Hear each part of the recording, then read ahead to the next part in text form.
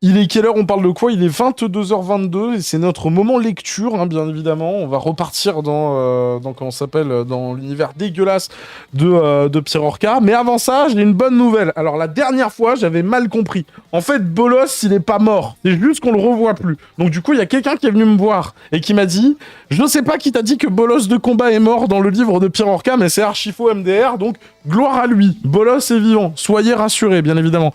J'ai parlé avec lui dans son jeu sur Discord The Orcas 4. Donc du coup, tu comprends que si t'allais sur le Discord de The Orcas, tu pouvais directement parler à Bolos. Alors, tu vas me dire comment? Bah c'est simple, en fait, c'est Pierre Orca qui joue tous les PNJ. D'accord. Donc du coup, sois rassuré, il va bien. Nous sommes rassurés, bien évidemment. Il a juste été catapulté... non, merde. Il a juste été capturé par les insurgés du chaos. D'accord. Va savoir pourquoi. Ils l'ont capturé avec un filet de pêche. Ils l'ont capturé parce qu'ils pensent que c'est un SCP. D'accord. Donc Bolos, maintenant, c'est un SCP. Car il semble résistant à tous les types de dégâts du jeu, sauf les dégâts âme. Et il peut se noyer. J'ai tellement de questions. Soyez donc rassurés. Mais donc, du coup, he's alive. Bolos est en vie. Dans un cachot, dans une cellule de comment ça s'appelle, de la base IDC, bien évidemment, parce qu'il pense que c'est un SCP. Tout s'explique, hein, j'imagine? Non, pas du tout. Allez, c'est parti. Chapitre 15. Broken. Va falloir que je boive un tout petit peu. C'est quoi ce camoulox? Ah, tu te démerdes. T'es sûr qu'il n'est pas parti à Avignon avec Magali? Magali a dû arriver à Avignon depuis, quand même. Ça fait 2 jours, les frères. Hein. C'est bref. Du coup, Broken. À table, au milieu du salon de l'orphelinat, Kitano Ken était là. Oh putain, mais lui on l'avait pas vu depuis le chapitre 2, mais qu'est-ce qu'il fout là? Mais c'est encore présent? Il savait qu'une fois de plus, il avait préparé à manger pour rien, et que le crew ne viendrait pas manger ce soir. Ah bah ouais, bah là on vient de dire qu'il y en a un qui est dans une base ICP mes couilles là, donc bref. Eh ben, bon, au moins ça nourrit bien les castors, tu me diras. Donc les castors, c'est des loutres. Kitano prit sa dernière bouchée de son plat préparé et ramena son assiette à la cuisine. Mais quelqu'un semblait sonner à la porte. Ah, c'est peut-être eux, se disait-il en s'approchant de l'entrée. Il ouvrit la porte. Monsieur le commercial, Kitano, excusez-moi de vous déranger, mais j'aimerais vous faire part d'une volonté. Oui, je vous écoute. Voilà. Il se trouve que je suis sur le point de réaliser mon dernier contrat avec Monsieur Stafford, et à vrai dire, je ne sais pas ce qui m'attendra à la fin. Alors j'aimerais prévoir le pire. Est-ce que je peux vous aider? Oh non, surtout pas. Ne vous mêlez pas de ça. Mais alors pourquoi tu vas le voir? J'aimerais juste vous dire que si je venais à mourir, je lègue toutes mes possessions à Joe, l'un de vos enfants. Toutes vos possessions? Oui, j'ai bien réfléchi, et je pense qu'il est le mieux qualifié pour correctement se servir de mon équipement et mes quelques navires en construction. Quoi? Qu'est-ce que c'est que ce script digne de Pokémon? Eh bien, je ne sais pas quoi dire. Merci beaucoup, commercial. Mais j'espère tout de même que cela n'arrivera pas. Nous verrons bien. Donc là, il vient de faire son testament, j'imagine, dans la tête de Pierre Orca. Le commercial restait là, les yeux bloqués sur le sol. Kitano ne savait plus trop où se mettre. Bon, je vais vous laisser, Kitano. Vous êtes un homme bien. Grand merci. Est-ce que vous savez où se trouvent les gosses par hasard? Joe est avec sa mère, juste en dessous à la baie. Oh, étonnant ça. Ça fait un moment qu'il n'est pas allé la voir. Mais alors, attendez 2 secondes. Il y avait juste un escalier et l'autre, il n'est pas allé voir sa daronne devant. Oh, mais merde, hein. Pourquoi pas?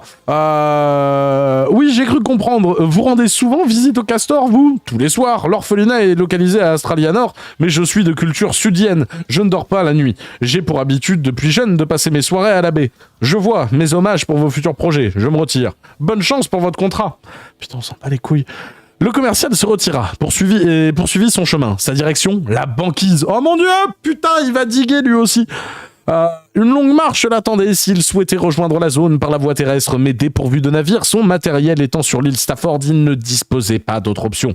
Le long des rues d'Australianor, le calme régnait. Quelques adolescents étaient dehors et passaient les nuits à flirter plutôt que se reposer, tel que leur culture le stipule.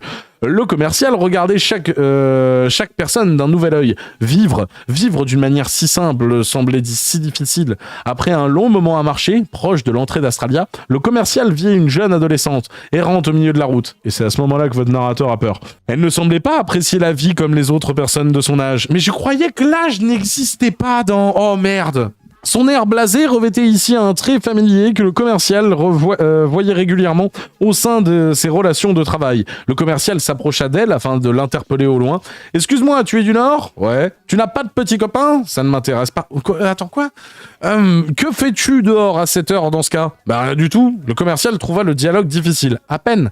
Il accéléra son pas afin de marcher côte à côte avec la jeune fille. « J'ai peur. » Tu n'as pas l'air d'apprécier le dialogue. Non, mais l'adolescente regardait le commercial en fronçant les sourcils avec insistance. C'est quoi ton problème en fait ? Je vous demande pardon. Le commercial ne comprenait pas une telle agressivité à son égard. La jeune fille, malgré son âge, avait déjà un très fort caractère.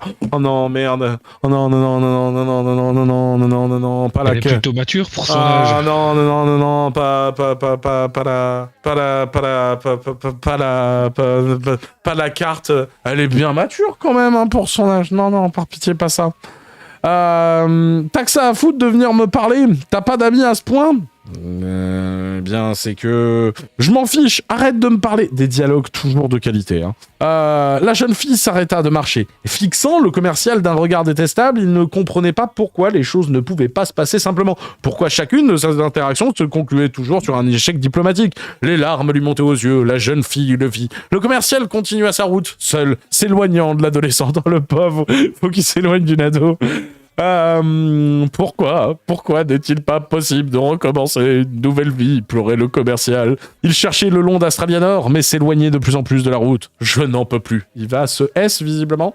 Il s'approchait de son objectif, mais s'éloignait de sa fille. Ses larmes étaient abondantes, sa vue était floue, troublée par les événements qui le frappaient. Étaient-ce là les conséquences de toutes ces erreurs ? N'y avait-il aucune issue pour lui ? Sa situation était-elle réellement méritée son pardon ? Criait Rage, mais n'était entendu par personne. Malgré le silence d'Astralianor, c'est dans ce bouleversement intense que le commercial s'écroula à genoux. Il n'en pouvait plus. Sa vie avait visiblement touché la fin. Une vie pleine de regrets. Il n'y avait dans son cœur plus le moindre espoir. Alors le regard du commercial changea. Le commercial y songeait désormais.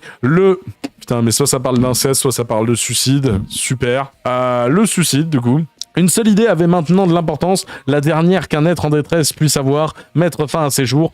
Du suicide ancré désormais en lui, son regard changea. Au fond, le commercial était au fond, le commercial était déjà mort. Attendez, 2 secondes. Le mec, il s'est dit, je vais recommencer ma vie. Il a croisé une ado. L'ado lui a dit, next. Et il part se suicider. Qu'est-ce que c'est que cette histoire ? Qu'est-ce que c'est que cette merde ? Au fond, le commercial était déjà mort, car lorsque le suicide vous frappe, il vous tue avant que vous n'exécutiez son plan. Son échafaudage était en était de loin suffisant. Le commercial n'avait n'avait en lui plus rien d'humain. C'était là un simple sinistré. Un sinistré animé que par une seule volonté, trouver le moyen de se suicider. De ce regard vide d'âme et de vie, le commercial se redressa. Et continua sa route. Il n'avait désormais plus besoin de réfléchir, plus besoin de souffrir, plus besoin d'animer ses pas. Pour lui, le suicide s'en chargea, autant pour moi. Le commercial marcha, il marcha le long d'Astralia dans un rythme peiné, comme si un lourd fardeau l'incombait, le regard rempli de toute la souffrance qu'il put encaisser, mais qu'il ne pouvait plus endurer. Mais pourquoi il est en train de partir en vrille, en fait, ce perso-là ? On est bien d'accord que, il s'est barré d'une équation dont il avait peur de la résolution. Là, il est tranquille, si tu veux, avec son équipage de tarés. Il s'est tapé une petite déprime après avoir monté 3 escaliers. Et puis, le gars, il s'est dit, une adolescente. Elle veut pas me parler. Je vais me suicider. Attends, c'est ça ? C'est ça, vraiment, le développement du personnage ? Qu'est-ce que c'est que cette histoire ? Le commercial marchait le long d'Australie. Comment ça s'appelle ? Non, ça j'ai lu. Et après un instant, si long et si court en même temps, le commercial trouva un but. Devant lui était là son rêve, l'entrée du métro. De quoi ? Le commercial leva les yeux et il vit la dernière inscription qu'il verrait de sa vie. Métro, ligne 8. Il est à Maison Alfort les Juliottes, le con. C'est putain.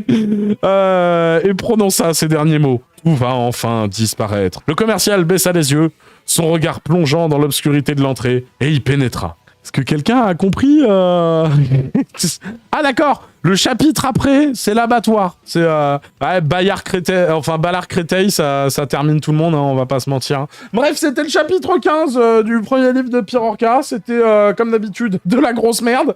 Vous pouvez d'ores et déjà dire au revoir à YouTube. YouTube, tu peux liker, commenter, t'abonner, partager, gommer l'algorithme, nous sur Kik ou sur Trovo, ou sur YouTube, ou sur Twix, ou sur Spotify, ou sur ce que tu veux, m'amène, tu nous rejoins de partout. On en est à la page 236 sur 430. Dites-vous qu'on a fait déjà la moitié, tu vois. Le plus long a déjà été fait. Enfin, à moins que ce soit vraiment abominable. Et moi, je vous dis, en fait, là, j'ai peur d'un délire avec les loutres. Dès qu'il a une espèce de relation familiale entre les pattes, en termes d'écriture, il écrit n'importe quoi qui part dans l'inceste. Moi, je te dis, là, on est arrivé dans un village de loutres. Je la sens mal. Je la sens très, très mal, si tu veux. Bref. Mon cher Madge, alors, est-ce que ce chapitre t'a convaincu? Ah bah, la bonne ambiance. Ma foi, il y a des persos qui veulent se suicider quand une adolescente refuse de leur parler. Il y en a d'autres, c'est des ratons. Ma foi. Non mais on est d'accord, t'as compris ça? Enfin, il avait aucune... Vas-y, on va faire genre 15 secondes, analyse du chapitre et tout, parce qu'on commence quand même à être au chapitre 15. On est d'accord qu'il avait aucune raison de se suicider, l'autre? Qu'est-ce que c'est que cette histoire? Genre, A priori, non, à part si j'ai raté un truc. Puis c'est vrai que j'ai pas tout écouté dans les chapitres précédents, on va pas se mentir, mais oui, de ce que j'ai entendu, non, effectivement. Alors moi, c'est moi qui l'ai lu, frère, je te garantis, il a aucune raison. Enfin, il y avait un truc qui le faisait flipper concernant sa dernière mission, mais vu qu'il s'est mis hors mission en se barrant avec les autres tarés, normalement, il y a plus de ça, si tu veux. Il se dit, vas-y, je recommence une nouvelle vie, hop, hop, hop, nouveau départ. Et là, d'un seul coup, il croise une adolescente, alors que l'âge, ça n'existe pas, je le rappelle, dans son univers, mais bon, enfin, on n'est plus à ça près, tu vois. L'adolescente, tu dis, mais casse-toi, en fait, vieux lubrique, tu vois. Elle le dit pas comme ça, elle le dit un peu plus poliment. Et l'autre, il se dit, ok, d'accord, je vais prendre la ligne 8 et tout, Créteil-Lac, into Ballard, et vas-y, let's go. Et le gars, il a envie de se... Mais ça a aucun sens, mais qui... Enfin, bref. Et Ron, il est devenu quoi? Mais c'est pas renommé, Ron? Je me souviens plus. Bref, comment on fait pour couper cette merde? Le bouton rouge, je crois. Et merci bien.